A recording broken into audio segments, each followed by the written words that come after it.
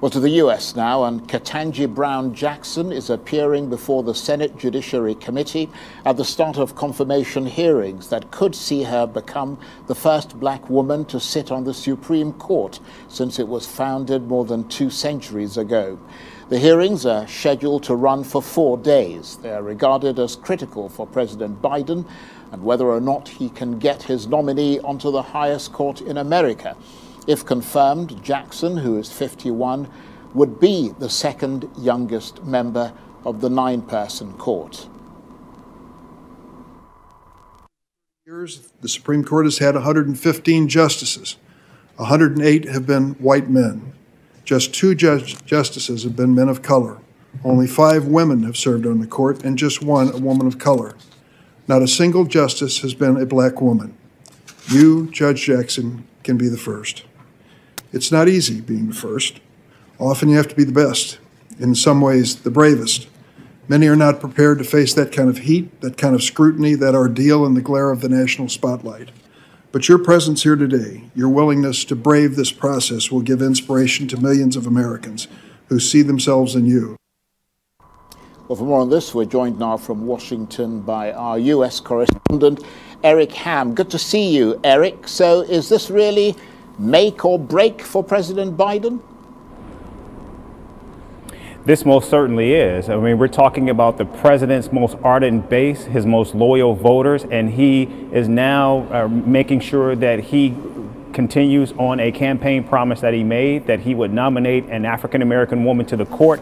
He has done so, but he still has work to do. He's got to get her over that finish line and on the actual courts. Today marks the first day of those hearings. And today we will just likely hear from all of the members of the committee who are making opening statements so far.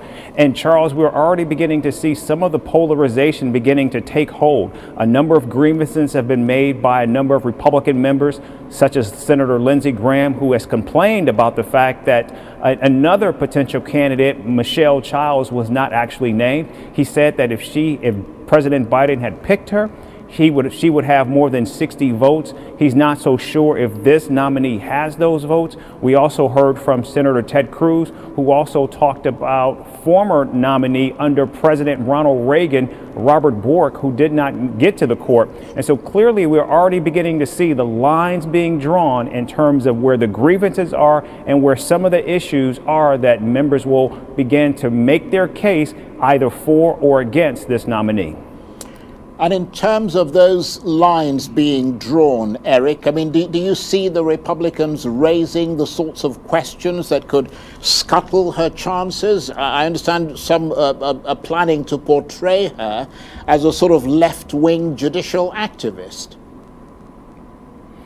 Yeah, we've already seen some arguments, such as the ranking member, Senator Chuck Grassley, is concerned that there is dark money that as he describes it, that is being levied to actually help promote this candidate. We also are going to hear from another member, Senator Josh Hawley, who is concerned about some of her cases as a judge where she voted for, where she actually gave what he believes some defendants who were convicted of child pornography cases were given lighter sentences by her, and so he wants to hear her explanation as to why she gave sentences that both went against the U.S. Sentencing Commission guidelines as well as those of the prosecutors.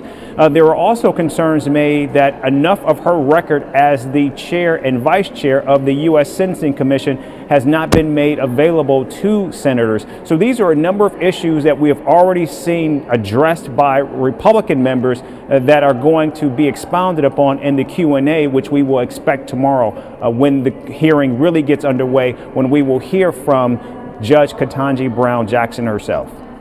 And tell us a little bit more about her for the benefit of our viewers who don't really know her. I mean, she's had an extraordinary legal career, hasn't she? She has, and also she comes from a family, a community of law enforcement officials. Her father is a judge. In fact, she spoke to one of the members during their sit down where she talked about how she would be coloring in her coloring book while her dad would be reading from one of his law books. She's also has a brother who is in law enforcement, another brother who is actually a chief of police, a chief detective for the Miami Police Department. And this is also someone who has actually received the recommendation of the Fraternal Order of Police. So she has the backing of law enforcement. She also has the backing of the public defender community. Remember, she is the only nominee, if actually confirmed to the court, who will have experience having served as a public defender.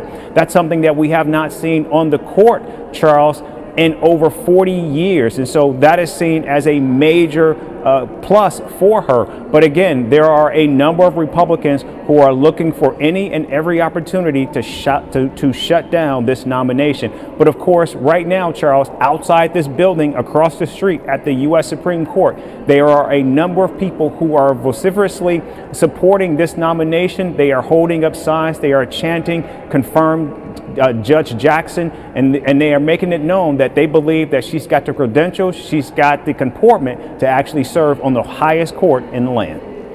And Eric, if she does sail through and becomes the first black woman to sit on the Supreme Court, how significant would that be? It would be something that the nation has never seen before. Remember, Charles, there have only been 115 nominees to the U.S. Supreme Court. Of those 115 nominees, 108 have been men. So we're only talking seven women. And this will be the first African-American woman. And also this will go a long way for the president right now, who needs to find a way to excite his base, especially heading into the all-important midterm elections, where it's not so clear that his party will maintain control of both the House and Senate. Eric, thanks very much indeed. Eric Ham, Arise U.S. correspondent, talking to me there from Capitol Hill in Washington.